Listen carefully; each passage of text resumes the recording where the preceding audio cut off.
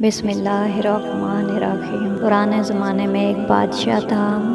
उसके पास एक शख्स का आना जाना था। जब कभी वो बादशाह के पास आता तो बादशाह के बाजू में ही बैठता और कहता कि ए बादशाह, अच्छे लोगों के साथ अच्छा सलूक करो, क्योंकि बुरे लोगों के लिए उसकी बुराई ही काफ़ी है। बादशाह के दरबार में एक दूसरा दरबारी था। जब उसने देखा कि ये तो बादशाह को नसीहत करता है और बादशाह भी इसकी नसीहत गौर से सुनते हैं और उसकी खूब इज्जत करते हैं, इस तरह तो बादशाह की निगाह में इसका मर्तबा मुझसे बढ़ जाएगा। इसलिए इसको हसद होने लगा और इसने एक चाल चली। बादशाह के पास आया और कहने लगा कि जो शख्स आपके पास आता जाता है और आपको नसीहत करता रहता है, आपको मालूम है कि आपके बारे में उसका क्या ख्याल है? बादशाह ने कहा नहीं। उस शख्स ने कहा, बादशाह सलामत, वो तो ये समझता है कि आपके मुंह से बदबू आती है। बादशाह ने कहा,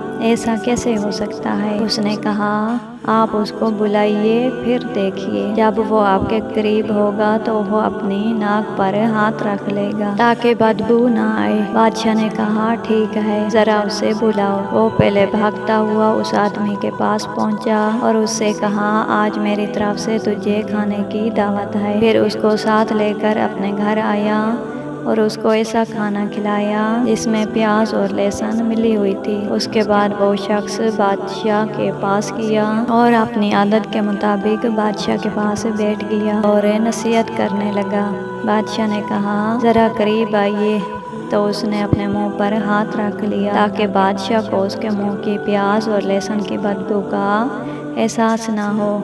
ये देखकर बादशाह को यकीन हो गया कि वो शख्स ठीक कह रहा था। वाकई ये शख्स यही समझता है कि मेरे मुंह से बदबू आती है। बादशाह को बड़ा गुस्सा आया और उसने सज़ा देने का इरादा कर लिया। बादशाह की आदत थी कि इनाम के लिए शाही हुक्म लिख कर देता और सज़ा के लिए ज़ुबानी हुक्म करता था, लेकिन मामला को राज में रखने के लिए उसने सज़ा के लिए अपने नुमाइंदा को खत लिखा, जिसमें लिखा था, जो शख्स तुम्हारे पास ये खत लेकर आए उसको कत्ल करके उसकी खाल में भूसा भर कर मेरे पास भेज दो। और फिर वो खत उस शख्स को दे दिया और कहा, फलां को जाकर दे दो।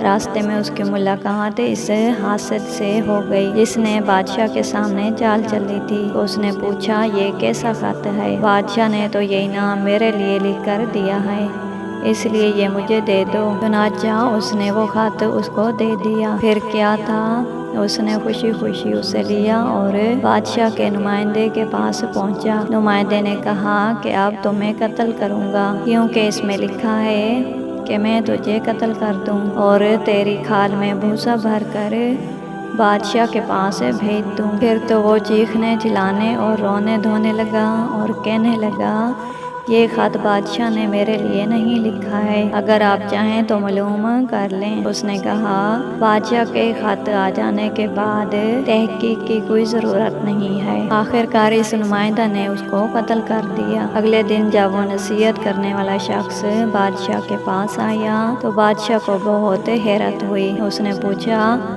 तुम यहाँ, वो खत कहाँ है? तब उसने बादशाह को सारी कहानी बताई कि एक शख्स से मेरी मुलाकात हुई, उसने मुझसे वो खत मांग लिया कि दे दो, मैं पहुँचा दूँगा। चुनाचा मैंने वो खत उसी को दे दिया। फिर बादशाह ने उससे पूछा कि वो तेरे बारे में कहता था कि बादशाह के मुँह से बदबू आती है। उसने कहा, नहीं, किसने कह दिया है? बादशाह ने कहा, जब मैंने उस दिन तुझे करीब आने के लिए कहा था तो तुमने मुंह पर हाथ क्यों रख लिया था? तो उसने दावत और लहसुन और प्याज खाने वाली बात बता दी। बादशाह समझ गया कि ये सच्चा आदमी है, वही उसका हासिद था और अपने अंजाम को पहुंच गया। इसलिए ये सही कहा करता था, बुरे के लिए उसकी बुराई काफ़ी है। दोस्तों, ये है हसद का अंजाम, इसलिए तुम भी किसी से हसद मत करो। हसद का मतलब है किसी के ऐशो आराम और बुलंद मर्तबे को देखकर जलना। ये बहुत बड़ा गुनाह है, इसलिए इससे हमेशा बचो। अल्लाह पाक हमें इसकी तौफीक दे। आमीन सुम्मा आमीन। मिलते हैं अगली वीडियो में, तब तक के लिए अल्लाह हाफिज़।